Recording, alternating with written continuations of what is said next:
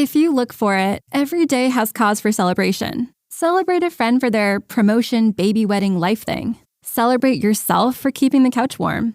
It's no easy feat, especially if it's a big couch. Or maybe you just want to celebrate living in 2023, where you can get beer, wine, and spirits delivered from Drizzly in under 60 minutes without leaving said couch. So download the Drizzly app or go to drizzly.com. That's DRIZLY.com and get your favorite drinks delivered today. Maryland sports fans, there's only one sports book in the great state of Maryland with over 50 years experience booking bets and supporting customers. Betfred Sportsbook at Longshots is now open and is the only sportsbook in Frederick offering cash betting on football, basketball, world soccer, and more. Visit the Betfred Sportsbook at I-270 and MD-85 in Frederick, right next to Longshots off-track betting. Go to betfredsports.com for more information and your chance to win exclusive merchandise. Must be 21 or older. Play responsibly. For help, call 1-800-GAMBLER. Hey, it's Mistress Carrie reporting for duty from MCHQ for episode 128 of the Mistress Carrie podcast.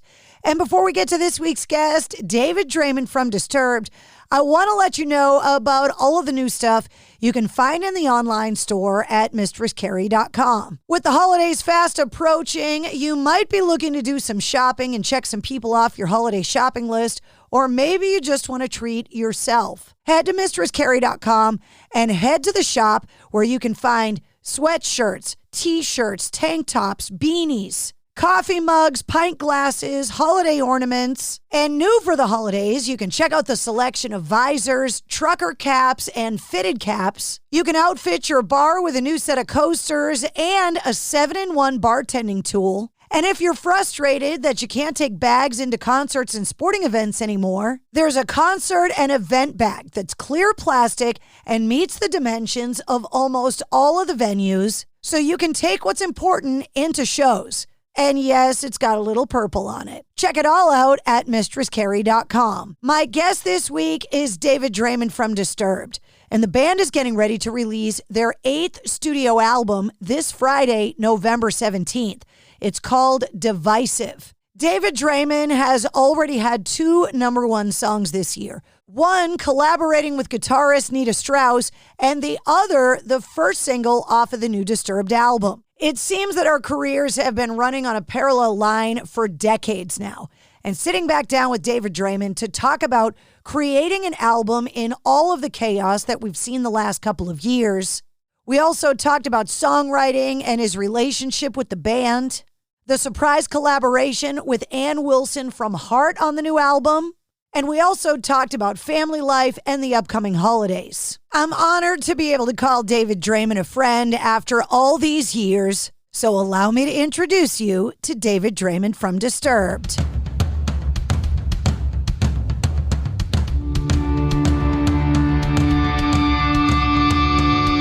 Hey, what's up? This is Sully from Godsmack. Strap on those boots, baby, because you are now in the trenches of the war room with the one and only Mistress Carrie right here on the Mistress Carrie podcast. What's up? This is Joe Rogan, and you're listening to Mistress Carrie. Her hair so lovely, pretty eyes. Hey, this is Brent from Shinedown, and you're listening to Mistress Carrie. Hey, Carrie, go put your bra on, girl. Hey, this is Steven Tyler, and you be listening to the baddest bitch in Boston, Mistress Carrie. What's up? This is Aaron from Stain, and you're listening to Mistress Carrie. Hi, everybody. This is Dave Grohl from the Foo Fighters, and you're listening to the one, the only Mistress Carrie. Hey, this is David from the band Disturbed, and you're listening to the baddest bitch in Boston, Mistress Carrie. Hi, Bruce Dickinson here from Iron Maiden. Yes, indeed, Miss Whiplash herself, Mistress Carrie, is here to unchain your brain. Hi, this is Flea from the Red Hot Chili Peppers. You're listening to Mistress Carrie. This is Dennis Leary. You are listening to my favorite, Mistress Carrie. Hey, this is Corey from Stone Sour, and you're listening to, you have the privilege of listening to Mistress Carrie. Oh, God. Oh, yeah. Mr. David Draiman, what a sight for sore eyes. How are you, Carrie? I'm really good. How are you? Waiting for the next storm to hit.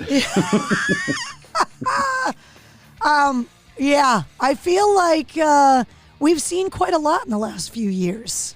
It's been interesting, right? Yeah. As a matter of fact, I haven't seen you since WAF went off the air because COVID hit right after. Right. Yeah. So you look good. It's nice to see you. Good to see you, too. Family's good? Everything is good? Thank God. Everybody's great. Yeah. Where are you right now? Are you in Hawaii or are you on the mainland? Miami. That's why I said I'm waiting for the next storm. I thought you were talking about just our lives. I didn't know you meant an actual storm. That too. I mean, if we're trying to be more, dramatic about it, then yes, also our lives. That's what I thought you were talking about. It could work that way too. Is that where you are now permanently, is down in Miami? For right now, yeah. We're getting a feel for it. We'll see. You really like the warm weather, huh? I don't like being cold, man. Yeah. I'm just not down with the cold at all. I can't handle it, anymore. And for a band from Chicago, like making that decision, it's a total lifestyle change. Yeah, and a welcome one. Yeah. Although we just did come out of my favorite season of the year, Halloween season. And now getting to experience Halloween as a dad. Come on, it's got to be fun, right? It is fun. I definitely get to live a little vicariously through my kid. He's awesome. So we had a good time this past Halloween.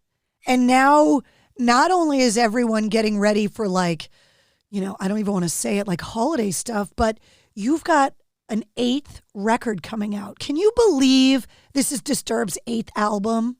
Not really. It's unbelievable to me. Yeah. It's weird being this old. It's weird having done this for this long. It's weird being the veterans, as they say. Yeah. Weird. All weird. Divisive comes out on November 18th. And with the lockdown, COVID, kind of everything that's happened in the world, bands, number one, had time to actually decompress and kind of hunker down and have time off. But you also, when working on new music, had to decide whether you were going to write about it or be the escape from it. So talk to me about the process of kind of deciding what this record was going to be about. For us, it's usually a combination of both. Talking about it enables our escape from it, so to speak. It's the therapy. It's the primal scream therapy, if you will. The bubble we were all trapped in, terrorized by a virus for 2.5 years, 3 years. It did its damage, I think, to everybody in their own respective ways. And as crazy as everybody was prior to the pandemic, it has been magnified 1,000-fold from it. People who had nothing else to do anymore. We couldn't go to work. We couldn't do what we knew for a living. Those of us who weren't, in jobs that stayed functional. Yeah, essential. If you want essential workers. Yeah. Right. Yeah. It's always nice when somebody at least deems you essential, right? Right. But everybody spun out. Everybody went down their respective rabbit holes. Everybody with an iPhone or a computer or whatever, they had unlimited time and unlimited resources to make themselves absolutely insane, and they did a great job at it. And I think that we had no choice but to write about what we were seeing and what we were feeling and what we were experiencing throughout the whole process.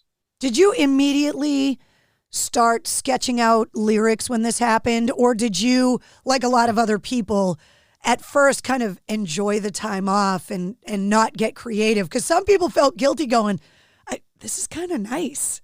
Yeah, no, I was one of those people for sure. I mean, we were in Hawaii at the time, so it was it's a great place to be for any reason, but it's a great place to be, especially during the pandemic, on certain levels. We tourism is what Hawaii's staple is, right?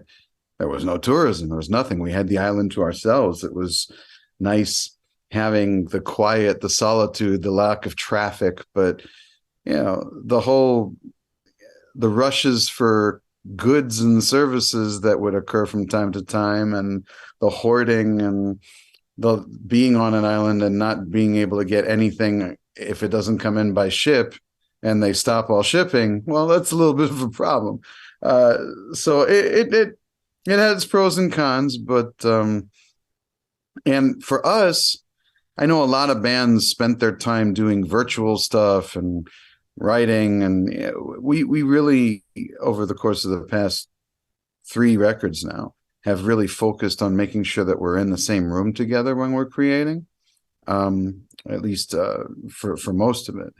And so it just wasn't going to happen, when we were being kept in separate locations, for it to come together the way we know that it deserves to come together. You know what I mean? That level of chemistry and power. But so we waited, and it was definitely worth the wait, because once we did hit the ground, we hit it running. So talk to me about how this works.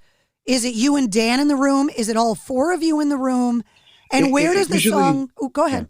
Yeah, it usually starts with Danny and I.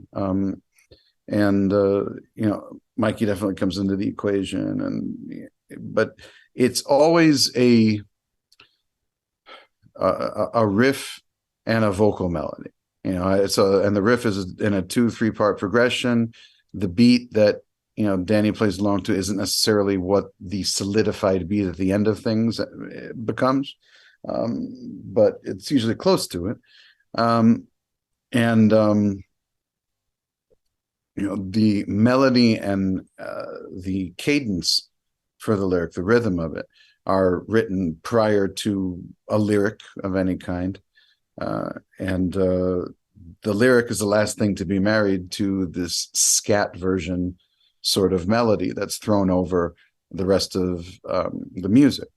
And so it was great, when we finally were able to safely come see one another, and made some trips, and the tunes started flowing. They were flowing heavy and groovy, and all syncopated. Just early in the process, Danny was wondering what kind of direction we should go, and I said to him, we should definitely go back to the heavy stuff.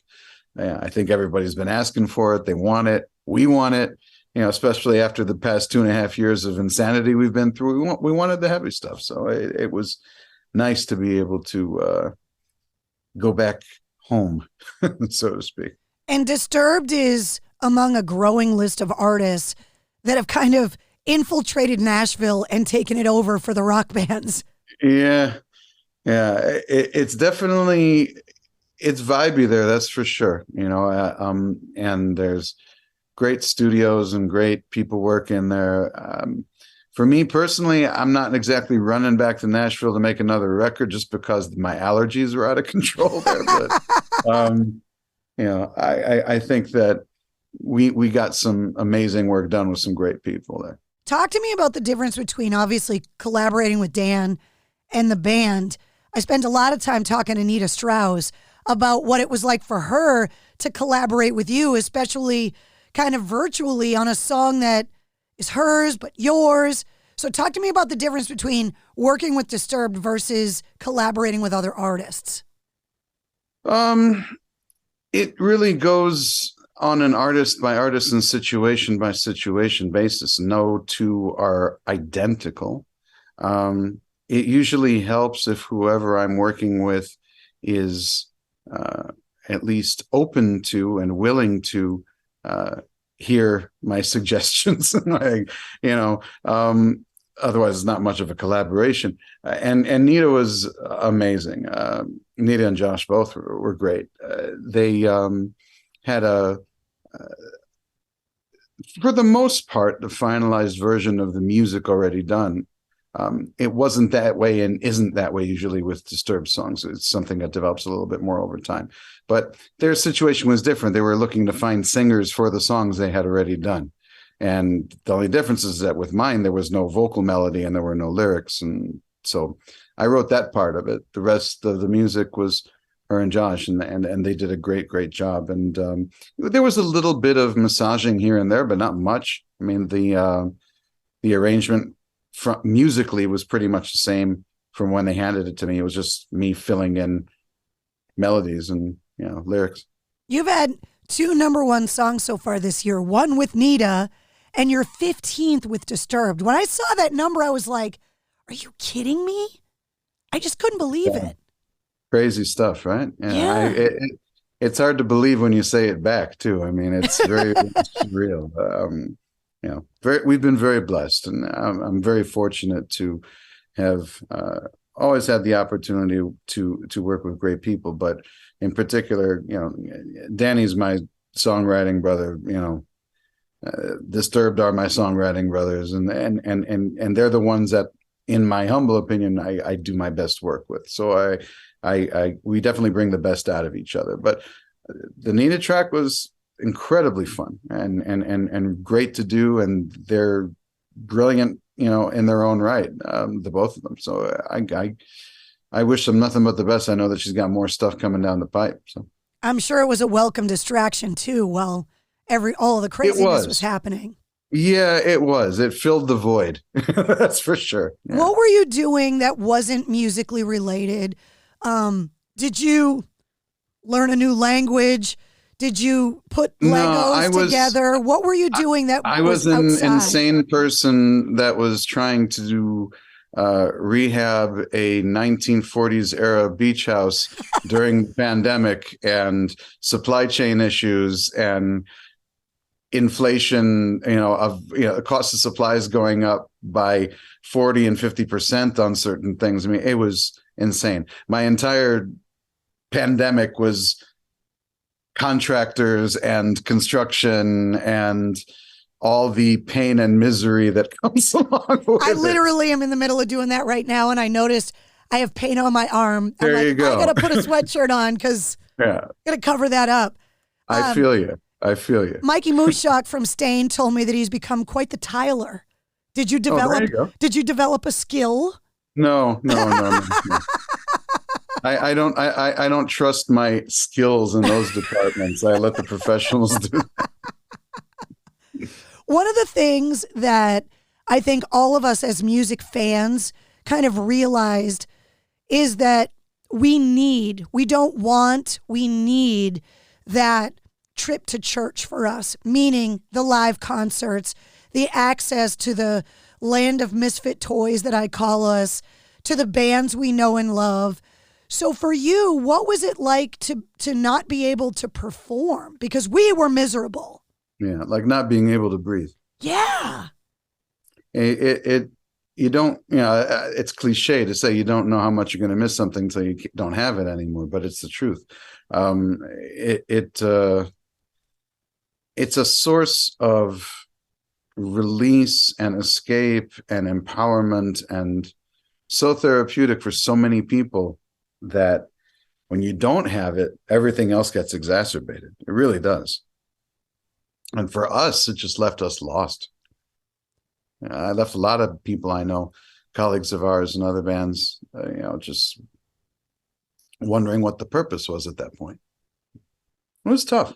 One of the things that I did was welcome to MCHQ, by the way. I built my own studio and had to learn and launch a whole new career.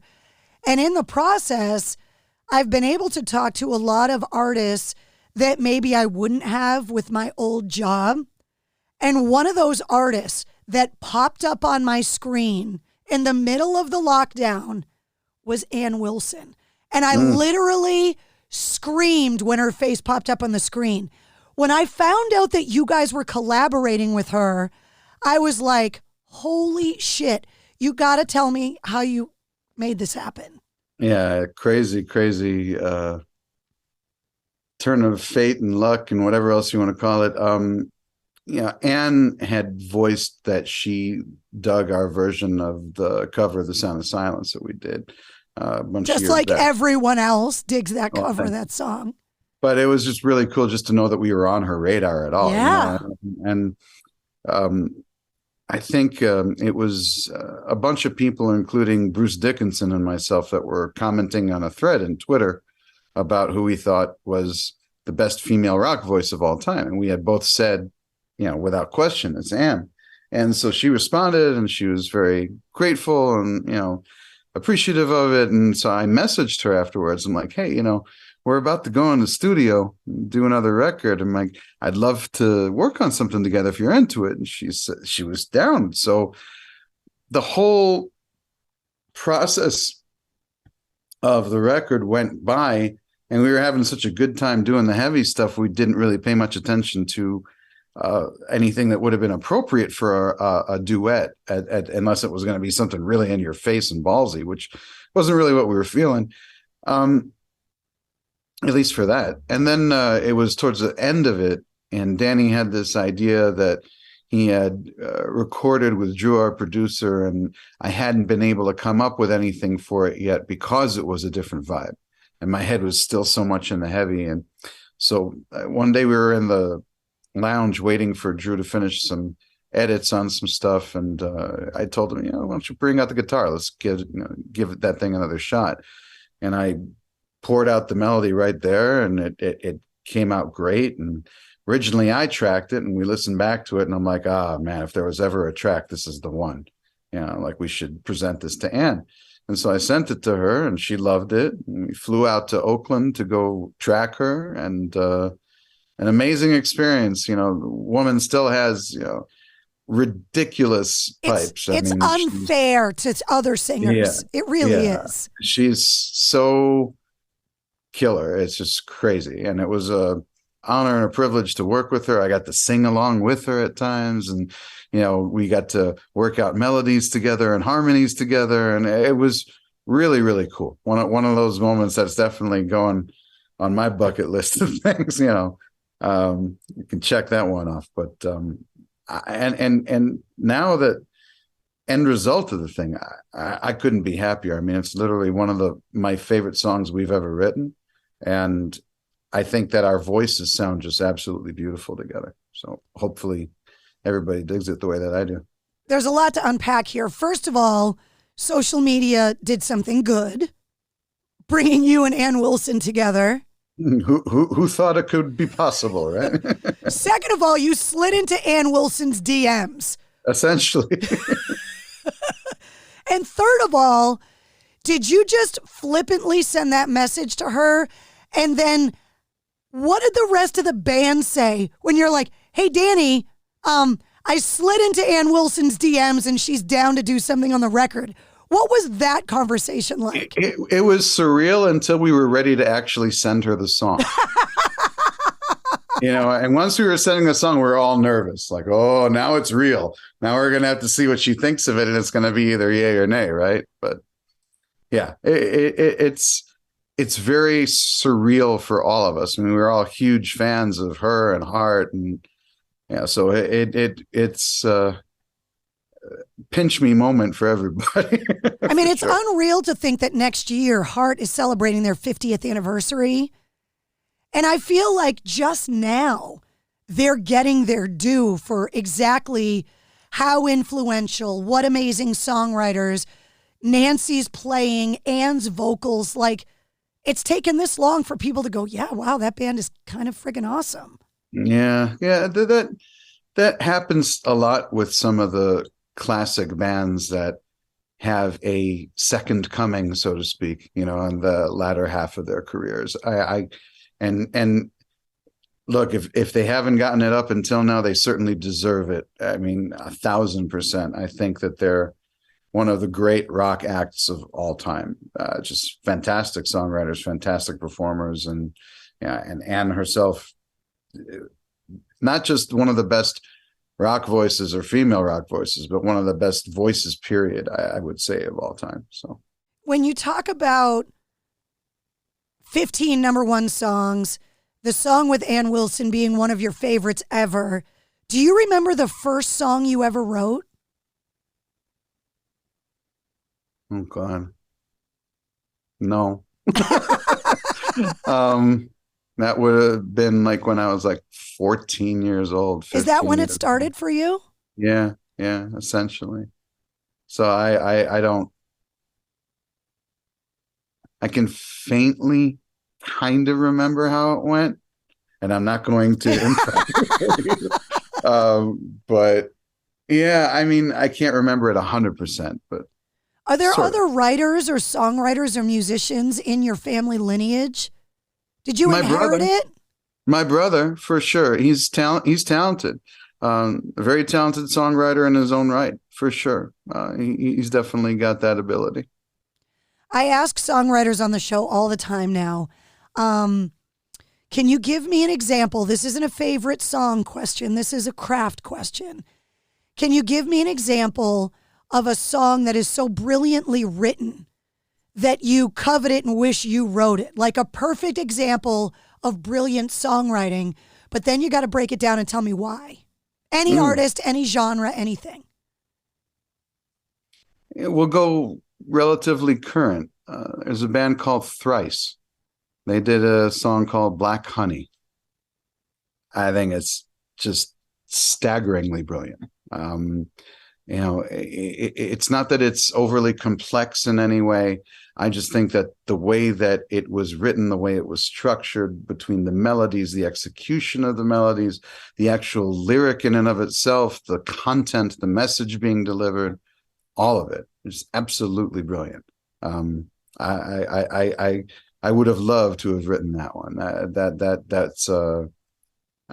It's a very poignant song and a huge hook, and kudos to those guys. It's one of my favorites of the past 5 years or so. It seems to be a trend that the word simplicity always comes up when people talk about brilliant songwriting. Because it's not about filling as many notes within a certain time frame as you possibly can, or how great your runs vocally sound, or it's sometimes about finding, not sometimes, it's always about finding that mystical combination of rhythm and melody that resonates, that for whatever reason, strikes a chord within you, that really lights you up. And it's not scientific. It's the most difficult and random at times, and the most incredible blessing to be able to tap into that frequency, that little range where you are able to discern and find and create,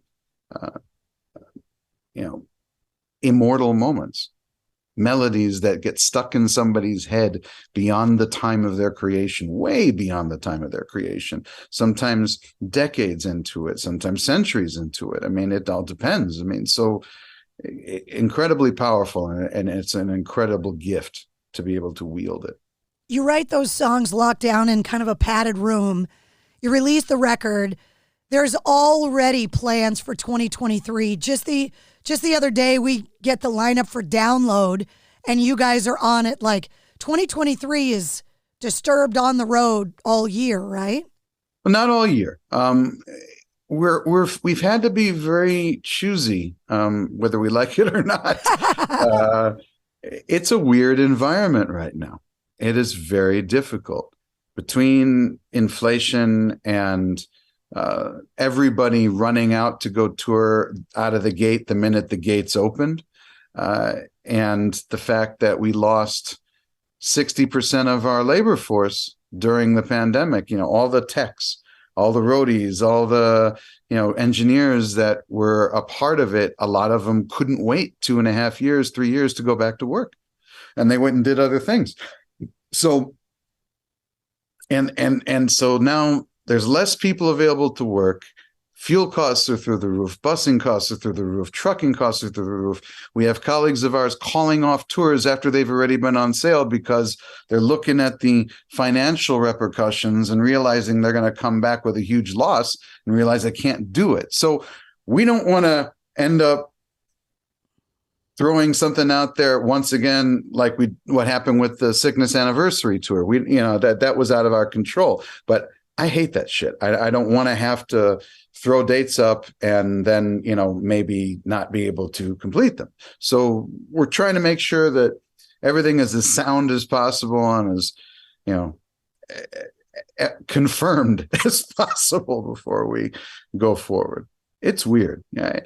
There's also, we don't have the desire to, as much as we missed touring and as much as we missed, being out there, it's not going to be the frequency. It simply can't be at the frequency that it used to be anymore. We're all older. God knows I am. This shit does not get any easier as you get older. Well, you got to take care of your voice. Touring is hard, and you've all got families now, and you want to be around for them. Yeah.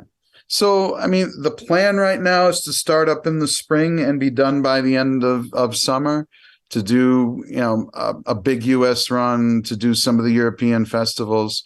And then we'll see. I'm sure that we'll get some asks for another festival or two here and there in the States and whatnot. And I always enjoy doing stuff like that. But we're not going to tour as frantically as we used to in the past. That's for sure. So when we do come around, people need to kind of take advantage of it, just like we are. It's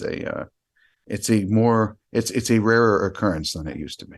The pandemic definitely showed one thing, that rock is most definitely not dead, because the streaming numbers, the amount of artists that are releasing music, the tours that are selling out everywhere, rock more than anything is alive and well. For me, the biggest indicator is the continued development of new talent. That, to me, is the biggest deciding factor. I mean, nobody makes a better argument than the fans and their continued commitment to the genre, and to be as loyal and as powerful as they are and have been and will continue to be. But without new blood, that's when something dies. And I've been so pleased over the past 5 years, 10 years, with a lot of the new bands that have come out. I'm happy about, the success of, I remember when nobody had ever heard of Bring Me the Horizon, and now they're gargantuan. That literally happened just within the past decade. I don't want to say that Volbeat's a new band, but they're a newer band, and they're massive globally. Bands like Motionless in White and I Prevail and Plush and The Warning, and all this great stuff. The guys in Nothing More. I mean, they give me such hope for a future of newer acts that are out there, and it's just nice knowing that we're not going to be the last, that it's going to continue on after us. We're the ones carrying the torch or not. There's someone to hand it off to, and a lot of amazing talent is part of this whole new wave. So I'm enthused by it. I think people who proclaim the death of rock couldn't be more wrong, and I don't even understand what purpose it serves. Like, are you really that pissed off at whatever the hell happened to you in your respective individual experience that you need to go ahead and shit on everybody in the process? I mean, I never understood that.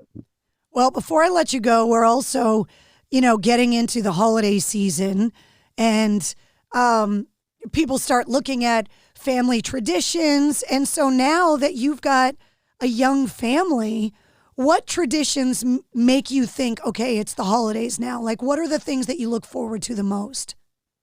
Well, my son definitely looks forward to being able to take advantage of both of his backgrounds, and he gets to celebrate both Hanukkah and a little bit of Christmas. So he gets presents coming, out of his ears. And it's always fun trying to, plan stuff like that. And we kind of get into doing like our holiday cards and stuff like that. We always try to do something goofy, something to put a smile on people's faces, not be so serious about it. But, we're not massive holiday people as a family. We kind of are more nonchalant about it. And now that we're not in Hawaii anymore among the rest of my wife's family, it's a little bit different. I don't know. We're going to kind of try and navigate the territory this year. I know that we have plans to try and take him to see some snow in December, because the kid has always been in a tropical type of climate. He misses the opportunity to see snow. So we're going to try and... You're always welcome in Boston, Mr. Draiman. Oh, thank you. It's funny. We took him to see his cousins one time, hoping that there would be snow in the middle of Boston winter. And the one time we go there was no snow. So, just like Bostonians, never giving you what you want when you want it. There you go. It was so nice to see you. You too. Congratulations with everything. Cannot wait to hear the record. And hopefully one of those dates in the spring and the summer is going to be here. For sure. All right, we'll see you soon. Be well. Bye-bye. There he is, David Draiman from Disturbed, and the band's 8th studio album, Divisive, comes out this Friday. If you want more details on the album, check out the show notes of this episode. You'll find all the links to find David Draiman online, to find Disturbed online, and to find me online. There's also a link for this episode's corresponding playlist. There's a playlist for every full-length episode of the Mistress Carrie podcast that features all of my guest music and all of the artists that we referenced in the interview. If you liked what you heard, don't forget to follow, share, and subscribe to the Mistress Carrie podcast. New full-length episodes come out every Wednesday, plus every weekday you get the Sit Rep, which is filled with rock news, entertainment headlines, and so much more, and it's only 5 minutes long. And if one of your friends or family members is a Disturbed fan, share the link with them. You can join me every Tuesday night live on my official Facebook page from my video show, Cocktails in the War Room. And you can always check out the Mistress Carrie radio show. Get the details on that and find the official online Mistress Carrie store at mistresscarrie.com. The Mistress Carrie podcast, a proud member of the Pantheon Podcast Network. Maryland sports fans, there's only one sports book in the great state of Maryland with over 50 years experience booking bets and supporting customers. Betfred Sportsbook at Longshots is now open and is the only sportsbook in Frederick offering cash betting on football, basketball, world soccer, and more. Visit the Betfred Sportsbook at I-270 and MD-85 in Frederick, right next to Longshots off-track betting. Go to betfredsports.com for more information and your chance to win exclusive merchandise. Must be 21 or older. Play responsibly. For help, call 1-800-GAMBLER. At Baker's, no matter where you order free pickup, you get the same great deals as you'd get in store. So you can save when you order during band practice, or at the dog park, or wherever. Start your cart with the Baker's app and save from wherever today. Baker's, fresh for everyone. $35 order minimum. Restrictions may apply. Subject to availability.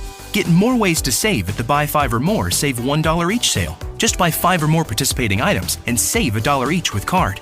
Baker's, fresh for everyone.